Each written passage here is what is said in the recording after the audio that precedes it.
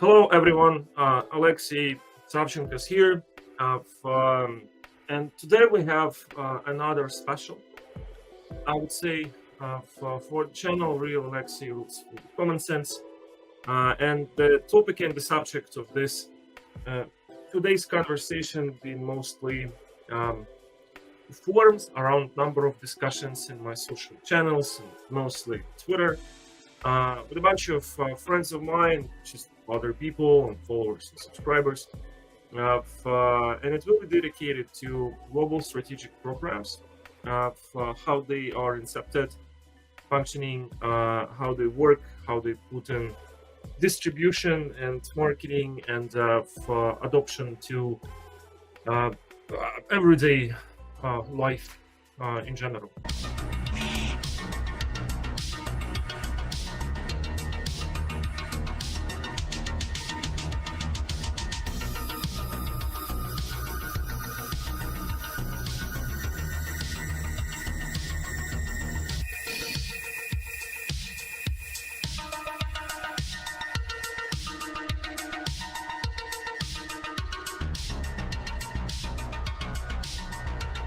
The subject is popular because, like, and we all know that for diversity, equity, and inclusion theme is super hot now. Say goes nuclear quickly and very frequently at Twitter. We're seeing this and being in the context is mostly around game development and for entertainment in general. Talking about movies for games and other entertainment product like comic. And uh, as any polarizing subject, there is a lot of mythology around it. It's like hundreds and maybe thousands of people who are attributing themselves to fighting the cultural war. And I believe that this is the part where I would not be super useful from the point of view of providing more insight and knowledge, but where I can is I can talk a little bit about the mechanic of developing a narrative in strong subject and putting it into adoption into society in general. If someone would like to ask about for my qualifications for it, I have plenty. In 25 years for working in game development. Uh, in general, I have two specializations. One of them being building pipeline and systems for the production of complex technological projects, which includes games, but not only games, could be tech maybe. I worked in a number of techs back in the day. And another one, interestingly, and that's been a big part of my career in Epic, is adoption of complex technological projects and paradigms to the market, and that's your mix of um, understanding of the product, understanding of communities, marketing, branding, and in general, just adoption as a factor. Uh, from my outside of the game development life, I've been participating in a number of other activities, including for political elections back in 2006 in Ukraine and a number of other things. So lots of my friends are now. Let's put it this way: in this sector, like so, I might know a couple of things about those gigs, and would be super happy to share them with you today. We'll go with the three parts, and I have prepared a little bit of the creep uh, mind map. Like if you want to call it, like it consists of two parts as well, and this is exactly the way we will be discussing this thing with you. First of them is a model of how decisions are incepted, how decisions are done about the strategic programs. And when we talk about the strategic programs, we're talking about stuff like diversity, equity, and inclusion, for climate change programs, carbon emissions, fighting hunger in Africa and underdeveloped countries, automation implementation, global skills business. Think about it this way. I mean, you might recognize these programs as something that quickly becomes a trend, and everybody all of a sudden starts to talk about it. And those things are for some reason starts to take a large impact on businesses and narratives and conversations and media and become variable subjects quickly. I mean, those are the global programs, and for today's conversations, we'll see, like that they are, a lot of people highly mythologize them, but in reality, it's just, people come up with strategic ideas and put them into work, and how they work specifically. And as you can see, we'll get to the larger picture, like the first part. As it's told, it's about inception, discussion, validation, and distribution. I have also prepared 3 cases of we would be discussing with you to put those theoretical knowledges into the practical spheres. I have solving production crisis as a hypothetical one, of automation upgrade, which is probably something which is going on at this point. But I also did some imaginatory work around this to make it more understandable and relatable in the current context. And subject in discussion, global markets through DIY is something we can build on into previous cases from the point of view of understanding. And those 3 cases are enough to have a bit of a comparative analysis being done with the previously discussed context, and come up with a number of conclusions of like repetitive issues that happen through those cases. What exactly happens so these issues appear into this model, and can it be fixed or should it be fixed at all, and what can be done in general, right? I think you wouldn't be surprised too much to know that we live in a human society. A lot of things that been attributed by various people to some kind of a conspiracy or some weird type of story about some folks getting together into an underground base in an island to incept an evil plan are actually mostly attributed to the human factor and human incompetency, which is like 90% of why things are happening. Like another big issue of things working non perfectly in the world and us seeing a lot of honestly ridiculously stupid shit is happening because of a lot of self-interest at one end and asymmetry of information in our society in between people who come up with ideas, people who are supposed to put those ideas in life, and people who are recipients of those ideas. And this is today's subject of conversation. This is what we would be talking about. And without any further ado, I suggest we start with the first part, which is how should I do it? I should do it probably like this, right? Like I think that gives us a good picture, and that allows me to use most of the screen with you guys. The first idea for the first part is that how those ideas and how global ideas are actually made up, who come up with them, how are they discussed, and how they put in life, and why those big programs exist in the first place. This is also a question.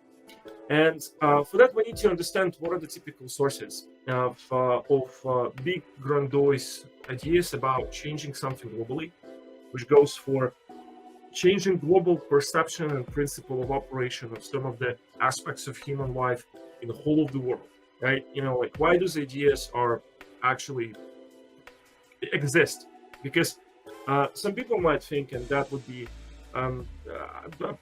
probably partially just thing to say, like that those kind of ideas, they're highly unnatural for most of the people. And this first part will help us to understand like who come up with them, and what are the actual reasoning behind it. Because the reasoning is important. It's not what a lot of people think as well. And short remark, global ideas come from 3 sources only, basically.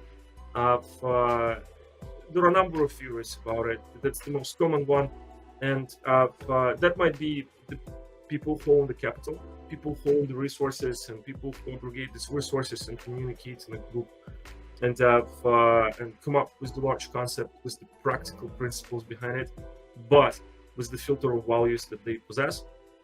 Can come from the intellectual elites, international ones, from the academia in general, and people who might not possess the actual physical capital and possibility of in terms of capabilities, but people who basically has a lot of influence, including their own money. But this is the point where this might come from as well. Global projects can come from this source as well. The third one is governments, like government bodies, for both national ones, for leadership of those bodies and international bodies can come up with large projects. But supposedly, this is what should be the only for actual way in a democratic society for those big things to appear at the market and appear in the discussion because how the government structure, but this is not the case. Now government and government initiatives and the public servants in brackets, like are just one of the sources.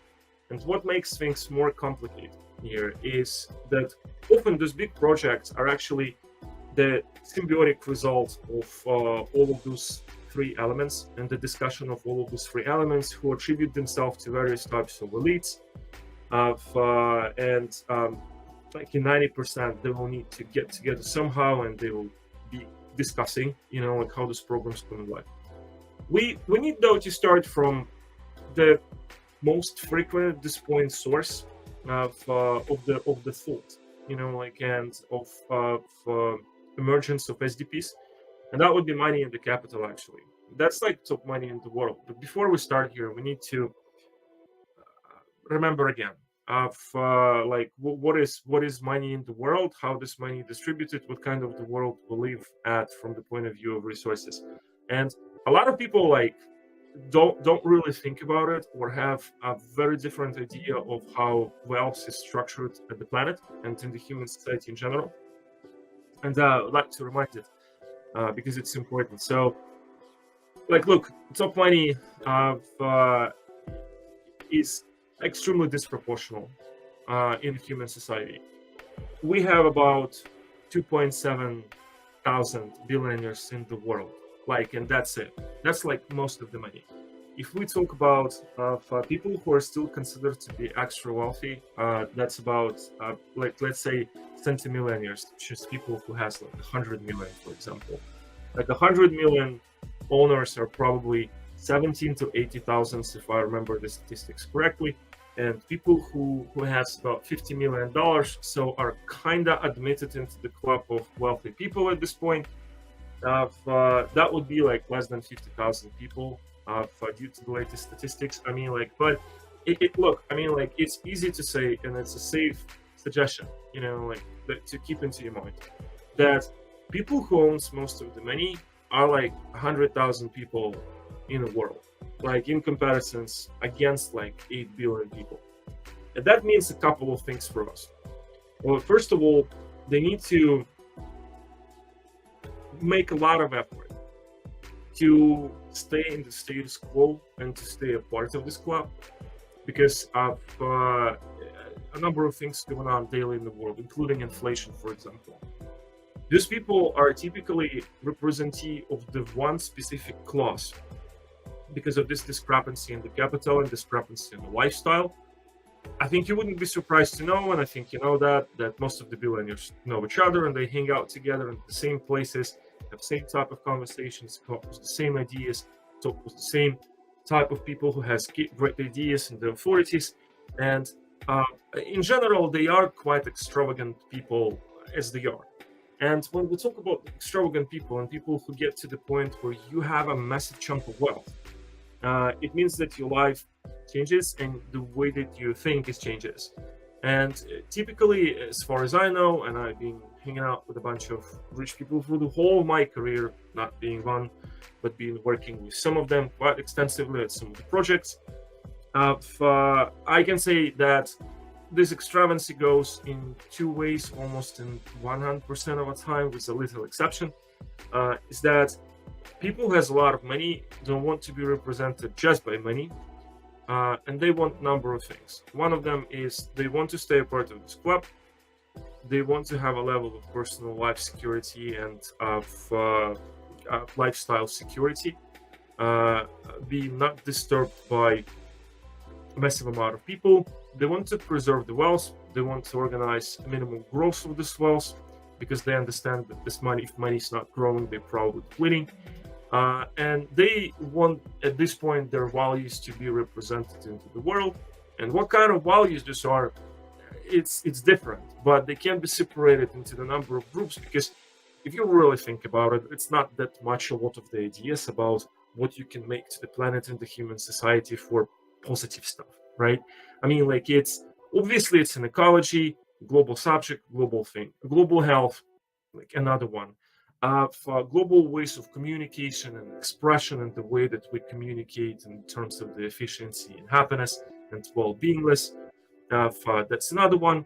For overall equality, global market access, equal outcomes. For someone considered to be a bad thing, but some people think it's not.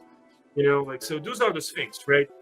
And what happens is that because these people are, again, they go to the same shows with the very high price tickets, and they go to the same conferences, they go to the same cruise clubs, they go to Davos, they go to economic forums. There's a conversation in between them. And they come up with these big ideas that correspond to their life interests. So logical, right? I mean, like, and where I'm leading this to is that with the priorities of retention, growth, and values to be projected individually or by micro clubs being formed in between those groups of people who come together by the idea of what they think is the most important thing in the life. They now want to be proactive in changing the world to the better places, they think, and they also want to do that through their capital as the mean of this influence. And they need someone to do that. Like, so we start to talk about money management, right? I mean, like, that will provide them with the functions of retention and growth. What a lot of people miss, values as well. To give you a couple of examples from my personal career, right? Like, to understand better what I mean here is, money is never money into the world of wealth. It's also money have the privilege and the choice to operate with money of the preference and opportunities of the preference. And there's been a case like about maybe 10, 12 years ago when I was making an insurance for one of the very big contracts my company has been working with a very big animation company, let's put it this way. To organize an insurance for a European-based company in collaboration that were supposed to collaborate with an American company, I had to have an insurance policy being done in the United States. It's guaranteed should be from the United States.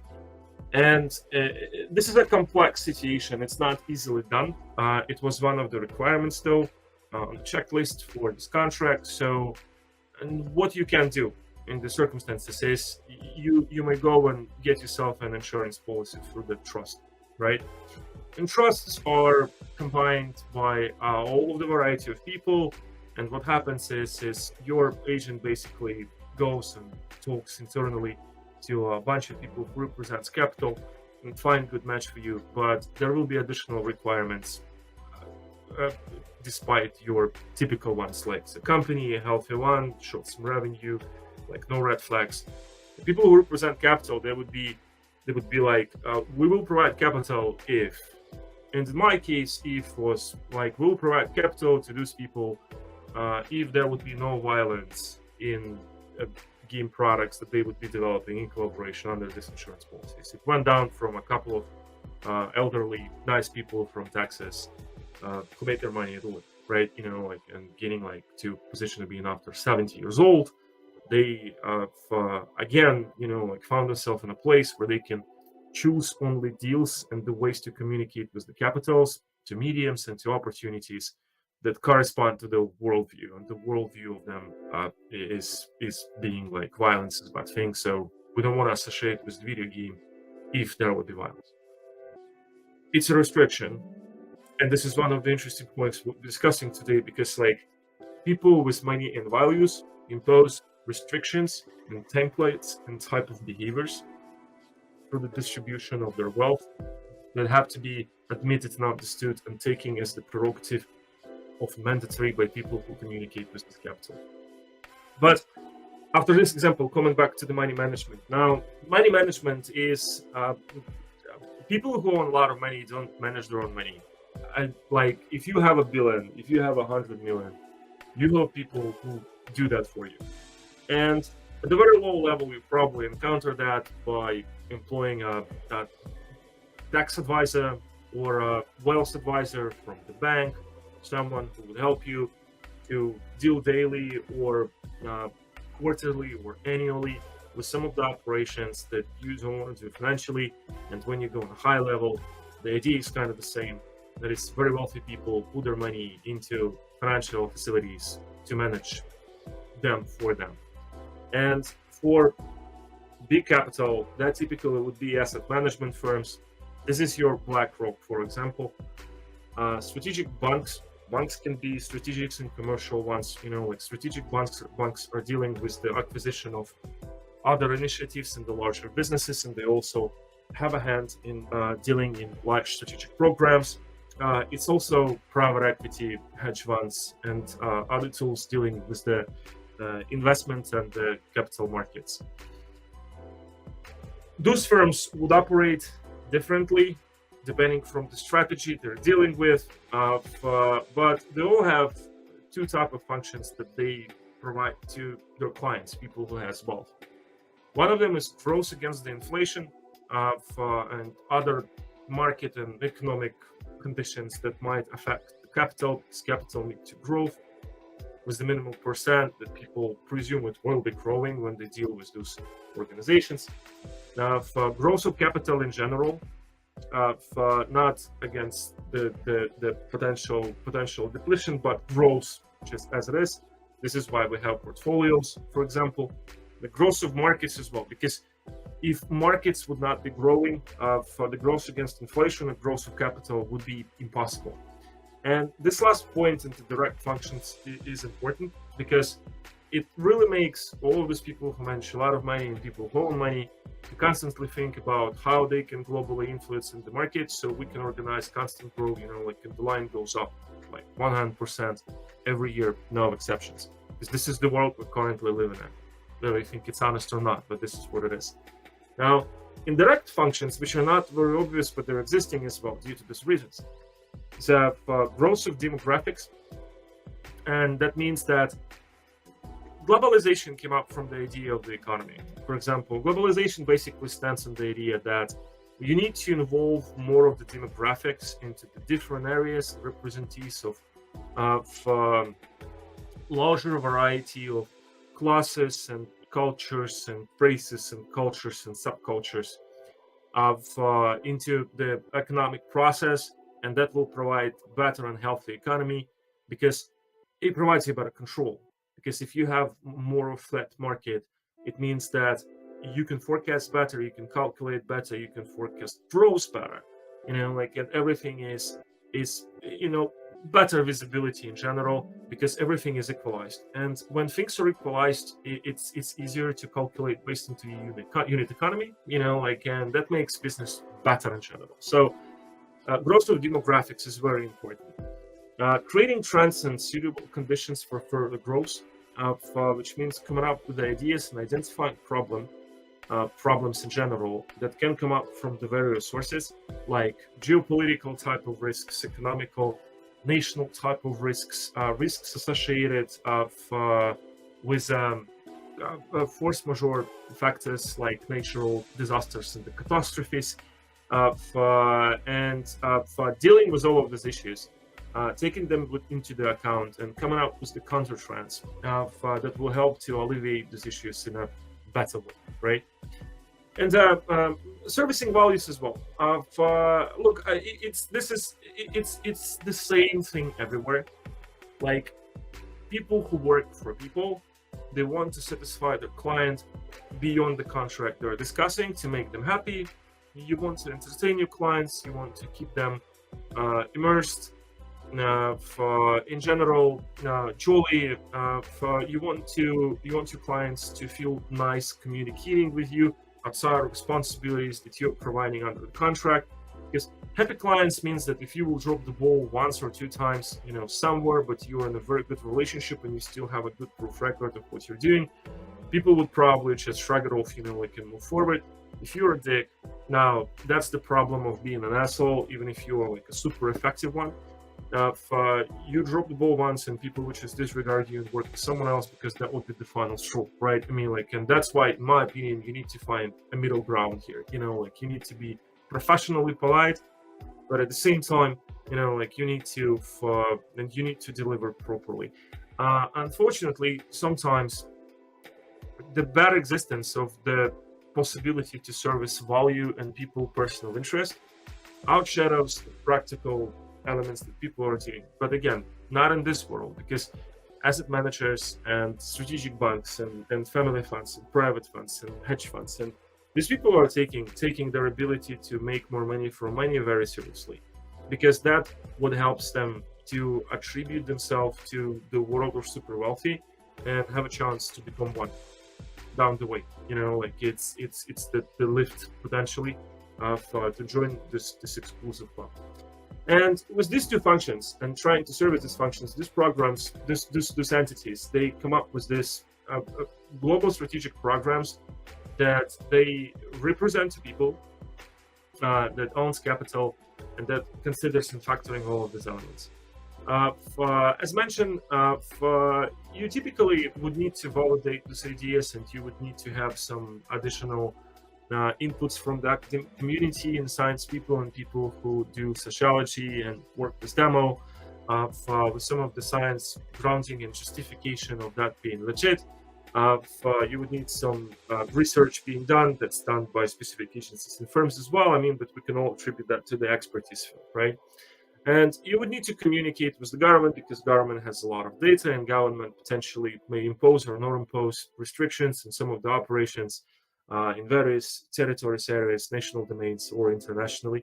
And to avoid those potential risk or restrictions, by the way, one of the reasons why we have international organizations who help to alleviate these things, and government will put in their interest. So once someone has an idea of introduce something global, like some of the cases we will be talking in the second part of this conversation. Think about it like there is like a Davos forum, or like, I don't know, some large conference where people get together discussing this global things, and they have these strategic sessions and they discuss the possibility of launching these things. And they've been brought together with the participation of the companies that work with these trends as well. Typically mediation function, and some of the sometimes like, you can add here to the larger block as well, like big four companies, talking about the McKinsey and Deloitte, EY, and PwC, right? I mean, like, who collect a lot of the data, and they provide their expertise of what can make how they can make the markets better in consideration of those functions as well. And then they discuss it at some of those forums, and they get together a quorum of people enough to take these decisions from representatives of again, the government sector, and academia sector, and the commercial sector. And they forge all of this together with the package proposal. And if that gets approved, that moves to the point of program validation, because you cannot really, in a world, you cannot come up with something which goes out of nowhere and basically go and tell people that now you should do that. Well, you can, you know, but if you do that non-diligently, if you do it in a very stupid way, if you're not following procedure that at least create the idea of the democratic process around it, people would be angry and pissed about it. No one likes to feel something being pushed down the throat, especially ideologically. And this is, by the way, one of the issues, you know, like, that we're experiencing right now. And if you will look at the whole graph, you see this small red and yellow squares. Those are the issues identification, and we will talk about it once we will review the whole graph. You know, like, we'll basically look at the narrow points of this model and talk a little bit about why things cease to work and why they work not in a way people expect them to work, right? And so you need to validate it. And validation is not a complex process. It typically goes. It's been done multiple times. It's almost flawless to think about it. You know, like, or at least it's been almost flawless while we've been existing into a condition of financial anomaly for 15 years until the 2019, I think, and for some of the industries, right about 20 and 21. So everything been quite working and working quite marvelously. Before world got into a very weird situation, like we're currently at, and it's economically just not good. And a lot of people from business just refuse to recognize that fact, and they keep on using the same tools in a completely different context where we at a society at this point. We talked about it a couple of times. By that I mean that we have two wars. These two wars pushed people mentality away from the globalization. There is a huge immigration crisis that been provoked by those wars, includingly, but just in general about the state of the economy of the world. Food provision and distribution is in a problematic place right now. It's a bigger issue because Ukraine been providing a lot of for food provisions, like all around the world. It's a lot of scares. A lot of nations are stepping away from the global organization, or at least they're not stepping away, but they start to think about the level of a national security, national supplies and provision, factoring, and well, let's put it this way: world currently is in a place where everyone thinks for themselves at different levels. I mean, like individual level, community levels, national levels, and global things and global programs to start seizing because this is where we are. This is like where radical examples of military conflicts and economic impacts like put everyone mind to, right? But if that would be a different case, how would you typically take a global idea of fighting with hunger in a bunch of countries, for example, for the practical reason of making people more wealthy into those regions, maybe with just some level of minimal guaranteed income, incentivizing them to make more purchases from the international corporations in this new market, building more emerging markets, and so it's a global economy, right? Because every time we hear about fighting with poorness, it's about purchasing capability of these people and making them better client space. I mean, it's not, it's kind of an altruism, but it's a pragmatic altruism, right?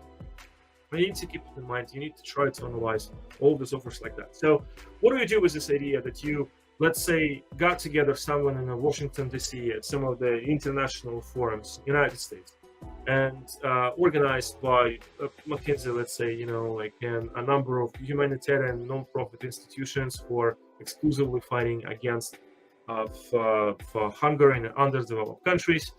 You also had a representative number of ministries from 5-6 countries, so typical Western allies of the United States. That's the place, and you had someone like Bill Gates Foundation, a bunch of other people who are big in charity for discussing this subject. And you came out with this plan where people with money say that, look, when I was 5, we never had food at our table. Now I'm a billionaire, and here is a 100 million we would like to use for the specific goals.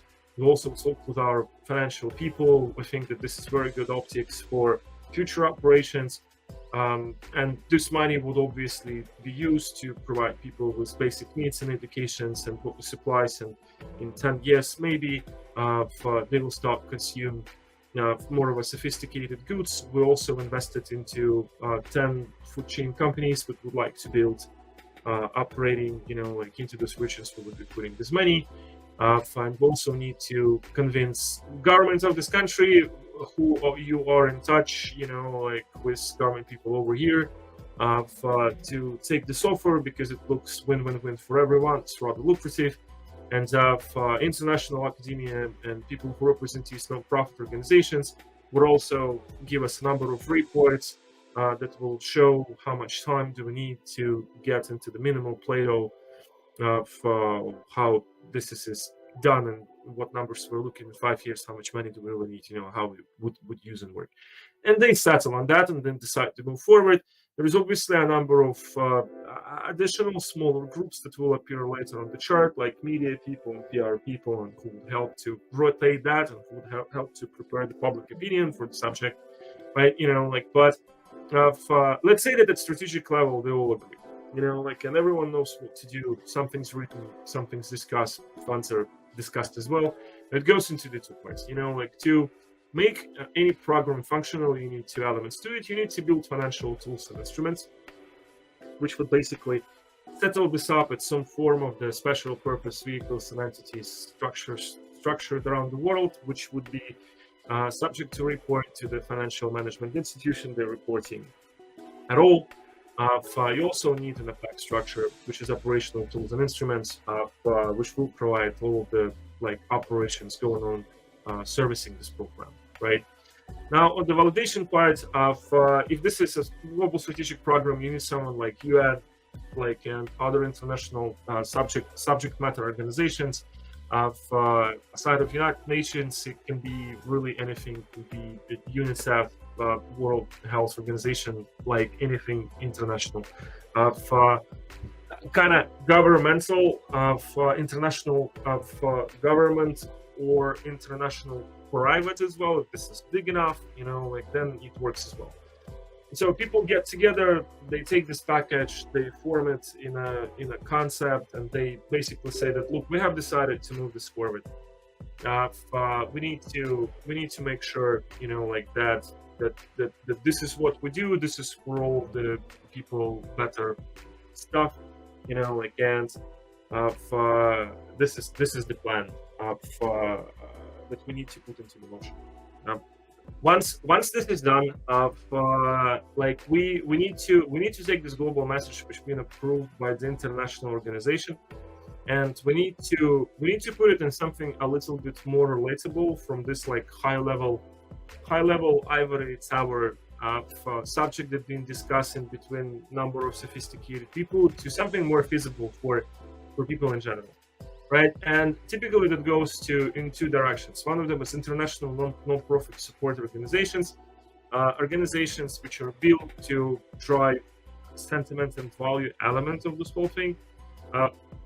Various foundations and funds and non-profits and clubs and whatever, right? And they would take this message into rotation. They would be funded from the financial tool and instruments in the form of grants and maybe some other form of capitals, and loans or whatever, for donations, right? And there is international private sector support, which is typically various foundations and businesses as well, who are more into the activist parts of business than the business. So national support will go from the international organization and provide some of the green light from the national governments who would want to support this initiative, as been discussed at the larger discussion, when this idea being put into the action. Now, once all of this support is provided, once it's into the public eye in general, and it gets all of the type of validation from different sectors of the society, you need to put the program into the distribution, and you need to get it all over to be able to communicate with general population and general businesses per se. For that, you would use all of your basic tools of entities of influence. Some of them are the same international non-profit and profit. Some of them are agencies, and it's PR agencies, and they're just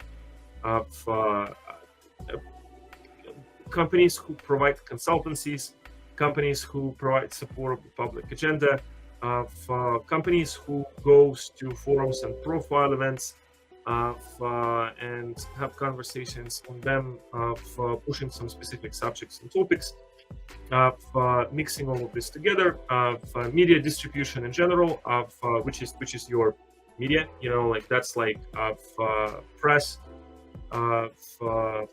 websites and magazines and press releases and what's that, right? And those three elements were influenced into creation of two groups, at the individual level of people, basically, and that would be self-interest motivated agents and altruistic agents. The self-interested motivated agents are, to put it simply, someone who do that for money, or for benefits, or for any type of value that they can generate for themselves. And sometimes it can be soft value, like an authority or an ability to gather more subscribers into the social networks, stuff like that. But the difference is that those people are run by the self-interest. They know what the gain they're getting from the participation and putting this agenda in this program forward.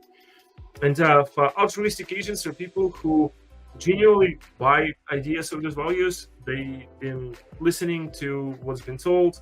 It's either it clicks with something in this program that's been generated that makes them really believe in what they hear, like genuinely, and here we're talking about, I don't know, something happened in your life. Coming back to an example of the fighting against hunger, we're talking about a successful family of black people who went from the Uganda or Rwanda, whatever, and went into the first world culture country, got themselves a great education, integrated. Second generation immigrants still remember the heritage of the family, story about them getting from being poor to getting successful, running in the family.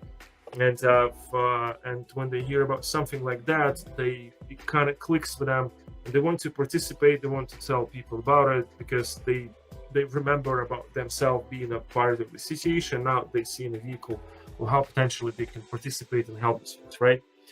Very legit, it happens. It's just how it works. This is why global subjects are attractive through all of the layers of pushing it down into the communities. It's because they are highly relatable because they're global. It's easy to attach yourself to something big with a personal story. This is the reason why strategic is popular and easily adapted into the crowd. Not the type of people who just drinking Kool-Aid. It's just altruistic agents and people who have some personal issues potentially for I don't know, like maybe you're super lonely and you need to find a community to lean yourself on something, to feel yourself accepted and validated by someone, and through the series of random factors you found yourself into this group on the internet, and people have been talking about that specific subject of hunger in the underdeveloped countries, and you started to talk with them about that, and you felt like this subject helped you to be a part of this community now, and you want to stay a part of it, right? I mean, so you would go and just following the group dynamics, you would support it whatever happens. And look, I mean, it's I'm originally from the Ukraine, where I lived for 10 years in England, and most of the Ukrainians went through 2 revolutions and 2 wars at this point. I know how revolutions work. I've been supporting both of them. But revolutionary spirit is specifically appealing for students as well, is that it not just allows you to express your values and fight for something which is super important, but there is also a hippie factor to it. You go into the place, you're 19 years old, and you're from the university, and you don't have to go to the elections because everyone in the protests, and you go to the protests, there's a bunch of people of your same thinking, and it's fun. There is various sources of energy, a whole bunch of opportunities, because everyone are so loaded, and everyone is on adrenaline, it's a great opportunity to meet someone of the opposite gender if you're into that, or the same, whatever you say these days, I don't know, but meet someone to have sex with, let's put it this way. And that type of activity just in general get people closer together, like any type of activity. And this is why people flocking around subjects, and that's your altruistic agents who do not have relatable story, but they have an emotional context, to start do something together with these things. And through these specific agents and through entities of influence and forums, profile events and media distribution, that gets down to active pool of general audience in form of business and entrepreneurs and consultancies who work with this whole thing practically, communicating with the presented to the markets operation tools and instruments, which are program applying for assistance, for trainings, stuff like that, which are official program thing. There's also an unofficial one in the private sector. And you can apply for, let's say, grants and finances and tools, because when a global program enters the market, everyone understands that you need to have a whole chunk of money for adoption as a budget, and you need to incentivize this idea to be adopted by the market entities like businesses and so on.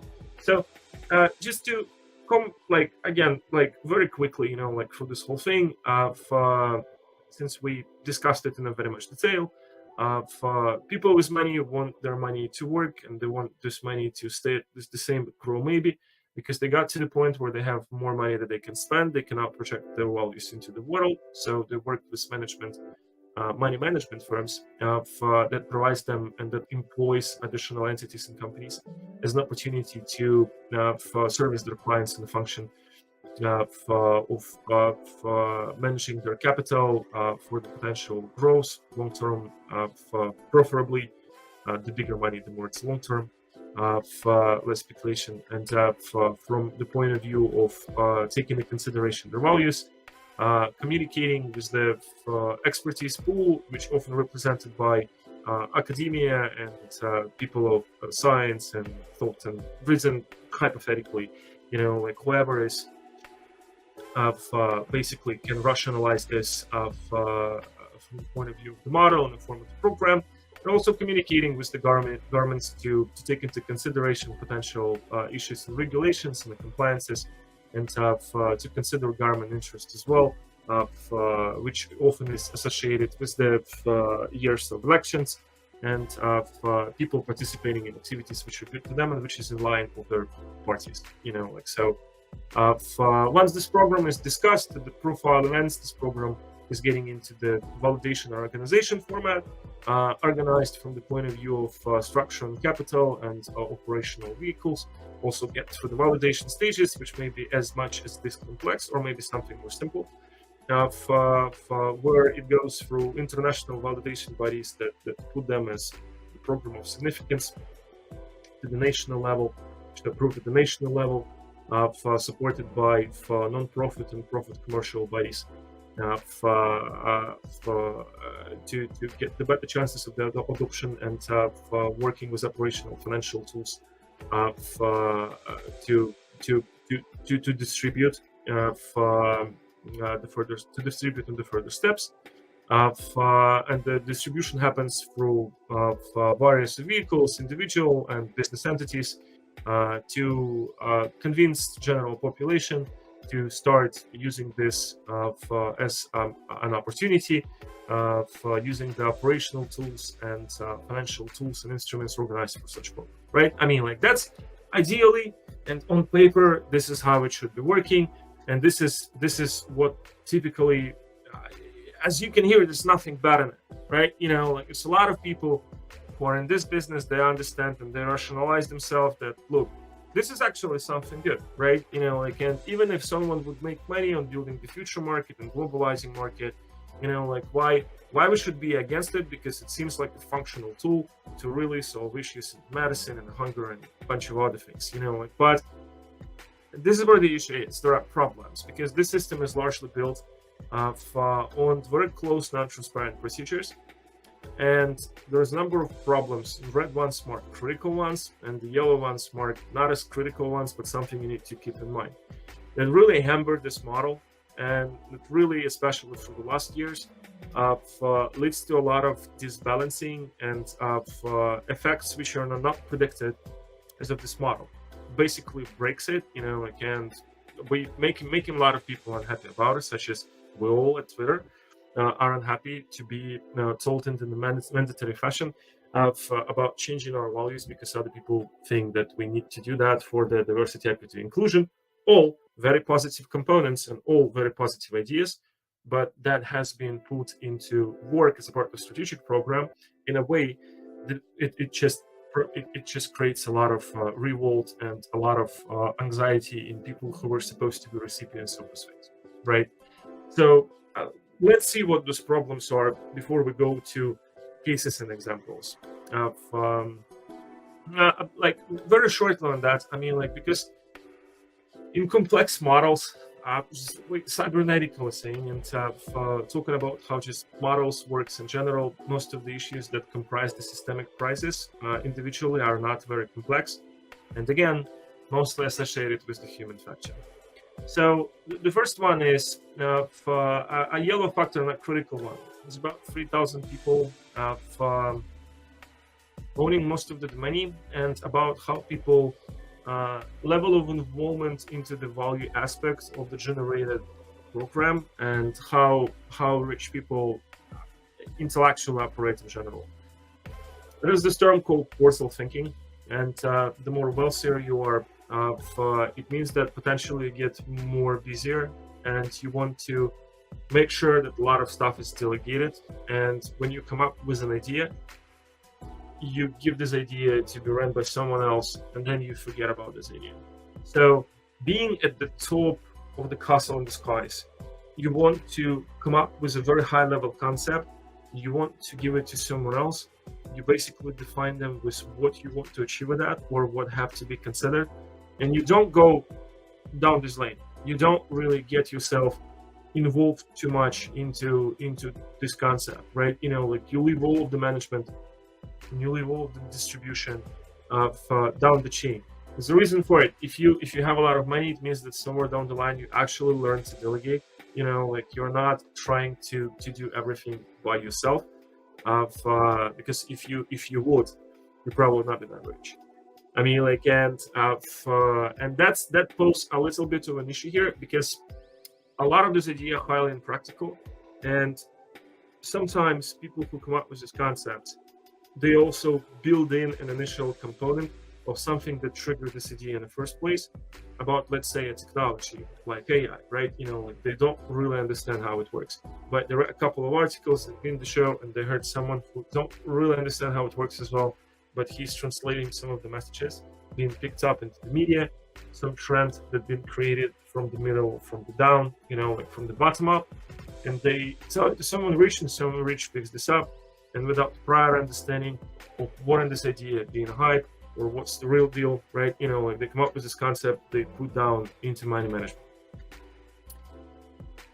That leads to initially structural weakness of this idea, because like we're getting to what's actually the issue here, like is a red one at the money management part is the people who run money management they live in a world where a lot of flaws and a lot of mistakes can be compensated by the money, which we simple peasants call throwing, like extinguishing fire with money, like until it just put out. And when you get an idea which is not perfect in the first place, and you try to put it into the management stage in one of these companies, again, being management company, you don't really have all of the expertise related to some of these components. And this is the reason, by the way, going a little bit further down the line, why expertise in technical projects are so much of a bitch for the system, is that they're too volatile, they're not really predictable, and a lot of the founders in these businesses are lying about their actual level of control over the product. And while typically, if we're talking about like large capital being very proficient working with very big businesses who can legitimately forecast with a very high accuracy for a very long term, like, and we're talking about a company like MasterCard and Marriott, and like, think about any company like Nestle, right? Think about any company which employs 100,000 people and produces a product and the services which is very unit economy oriented, and which you run this business for 30, 40, 50 years. So the same amount of time that the game industry basically exists, right? And with this type of companies, even if idea is somewhat wacky, like they really have a large level of control because this business is predictable and data is very precise. While if this is the new businesses, then we're getting into the world of issues, because like people in the money management are trying to use the same templates that would apply for the large businesses and use it for the companies into the new businesses that might look large, but from the point of view of discipline, operation, and the level of forecasting, they would be not even year. And that creates another potential problem for the systemic crisis we're seeing happening right now, with an attempts of implementing ideas of the automation and DIY into entertainment product sector. High expertise for volatile, low-level prediction models, right? And that's like an issue here as well. Another issue that we're seeing, I mean, like it's not, I wouldn't qualify it as a red one, but general idea of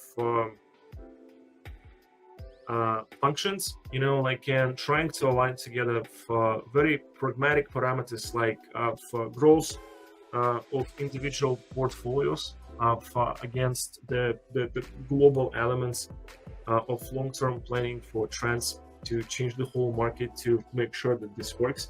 From what I heard, and I heard from many people, they create a lot of internal discrepancies in some of the money managers, making situation just weird, right? Because look, originally, like strategic banks are they are alright, in the sense, but you would see them at all the forums, like Economist and a bunch of others, they talk about all the same shit, sustainability, and they have reports for it, right? But at least I think that the strategic banks and banks in general, they can compartmentalize it better than anyone else. Again, because this is a very old industry.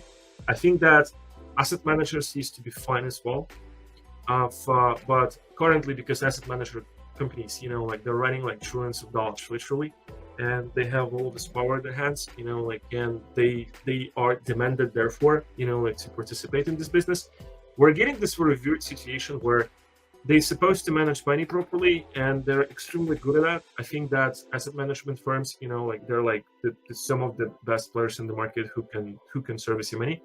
But they also are in business of being almost an alternative governments, coming up with these ideas and then this phrase, instill behaviors.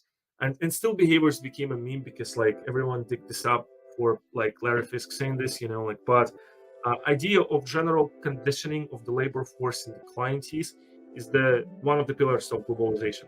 You need to condition everyone to the same behavior because then it becomes too extremely you can extremely simply forecast unit-based consumption, for example, or outputs and inputs, right? So that's the idea behind it. So now it's weird, it's in a lot of senses, it's they're doing too much. And sometimes, as we know it, when companies grow, right, you can start using your own drugs, and you might get into the situation of where a large part of your employees and internal executive decision power is made by people who are more value-based than pragmatically financial gain oriented, and that can influence on a lot of things. And I think that this is what we're seeing now from these companies. They became just too proactive in implementation of the value component at this point. Private equity hedge funds. I used to work as private equity. I'm a big fan of family funds in general. I think that they do exactly what we have discussed over here. But family funds, they literally tell you that straightforward immediately. We represent this specific capital of this specific family or a couple of families who are people strongly interested in. I don't know. I mean, saving population of white whales but making money as well, so if you are with us, take into account you have to be a big fan of fucking whales, right? It's private equity, or doing this whole gig, right? It's also extremely pragmatic because private equity needs to operate very small structures. It's 220 build systems. They typically have 5-6 people working, for all of them extremely disciplined, and these people are about result, in general. Some of them I've been working with, they are actually cool. Also, as a little bit of a step away in innovation, I think that the private equity and some of the family funds money can be the demise of ideological component to a lot of these things, the way we see it in global programs, again, because they are the most pragmatic ones, into this model. and they're small and nimble enough to put the priority of pragmatic business in front of them. So yeah, I mean, like, but in general, yes, this can be an issue. I mean, like, that can be a severe issue as well. Now, two problems over here in communication, and these two problems are really similar. I mean, like this part, right? It's supposed to be an initial filter of people who set the priorities right, and it only makes sense in this program where this stage happens, like after this stage. But human factor being human factor, a lot of people in academia, they have a direct communication to top money specifically, because top money likes to validate themselves by hanging out with like smart people, and they like benefactoring smart people, for sometimes like giving money individually for some researches and stuff. And people in academia sometimes use this as leverage. There is also a very natural way of top academia universities to get into direct touch with these people. On the top of the wealth pyramid is that the children of those people go to this academia, rich people provide donations, talk to the deans and professors and stuff. Like, and that creates a little bit of a biased situation, I would say. There's a little bit of a church and states going on here, right? I mean, like, and the same church and states is going on with the government, because like top money are funding for a lot of election initiatives, and basically that's the top brass that influence some of the decisions at the government part. That's a corruption element per se. So just communications which exists, like outside of this model of privately in between these people, they're like they often, like they would make this segment being obsolete and being told not by just people who runs money as the clients to do what they do, but also influence prehistorically and retroactively before this decision happens by some of the people related to government or some of the people related to expertise pool, right? And this is one of the reasons why people in finance and executive in general hate so much when you try to go over them to people who take actually decisions. It's because in a lot of cases, people would do that because they're not effective, and that's justified. But in a lot of cases, people would do that because they want to avoid their level of audit, like, and their initial evaluation of the overall proposal. Because in a lot of senses, like, it could be cases where people from here or from here would talk to people with money, and they would try to sell them snake oil, like, and if the sale happens in before the expertise of the management and they have it as the pre-existing parameter, they're super not happy about it. It's much more complex to build something efficient when this happens. Participation of the government, of related people, like a lot of other participation of the government, with in the stage of the global strategic program organization, also might be significantly hampered by the self-interest of participation in the government. I mean, like, sometimes it's good. Like, don't get me wrong on that. Sometimes, like, it's we're solving the same hunger piece, right? Like, and someone here, like in labor, whatever, like, it's very much aligned to what they do. It's actually quite universal, can be bipartisan, like, and they're like, yeah, we definitely will support it because, like, we will use it as a trump line, like, and we also will extend this program to some of our own initiatives, like, and we actually will be fighting with hunger and poorness and whatever, like, but in some cases, like, it can just be an abusive opportunity, like, to publicize your participant in something like that, for additional gain, and it can be corrupted and nepotic in some sense over here, so it can be an issue. Now here, right, like, we're getting into the territory of the distribution of non-profit organizations. Yellow marker here, it's quite simple. Their survivability dependent from the participation on those programs, and that means that those people would put up literally anything and will do any sorts of activities to keep on surviving, and because they like, it's a straight dependency from the financial injections related to the program. That creates a lot of well, I mean, like situations, right, in general, because like people cannot be genuine when they get the paychecks of related to this specific program regularly, and if it gets corrected, adjusted, or deprecated, like they will stop getting it. Obviously, these people would do anything for that not to happen. They would be fighting for their survivability. I've red marker over here: international private sector support related to the program and communication with the financial tools. Actually, being in the commercial space, they have a lot of possibilities to abuse these funds for whatever, like, and to start building their relationship and their own internal networks for the personal wealth gain of including with these 5 bodies enumerated over here. So this is like a point, like where there is like a lot of place for corruption potentially. And because of the natural field of the initiative projecting some level of values, they have a lot of leeway, like in building programs and contacts that will benefit them financially. Same here, like it's the financial tools and instruments related to the value infused programs are subjected to the level of corruption from other sources as well. Operations and specifically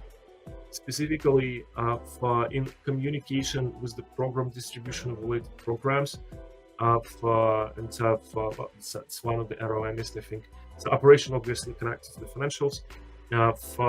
It's dependent strictly on the reporting from the distribution activities, and that means that literally everyone here and partially here, they would do anything possible to create salvos for positive reporting, to draw more funds on the checklist and the criteria, like on the through operations and through the finance. And that's another issue as well. So as you see, there is a lot of human factor, like in this model, that basically puts them in a position, like where a lot of things are not perfect, and for a few of those issues happening or being under control, or we have enough resources to deal with that, it's like fine. If you have like 4 or 5 or 6 of these things happening at the same time, you're like in a world of huge trouble, right? I mean, like, and to show you like how exactly a good idea of the initiative going on from positive to completely negative, and making a couple of examples on the basis of more of a hypothetical one to actual one which exists around the AI now, and going into DUI. I think I can try to explain, like that a lot of those things somewhere being maybe even a good idea, or at least a practical idea. But down the lane, down the way, when the money dried out in general, it became as obnoxious as it is, and it produces as much irritation as it produces.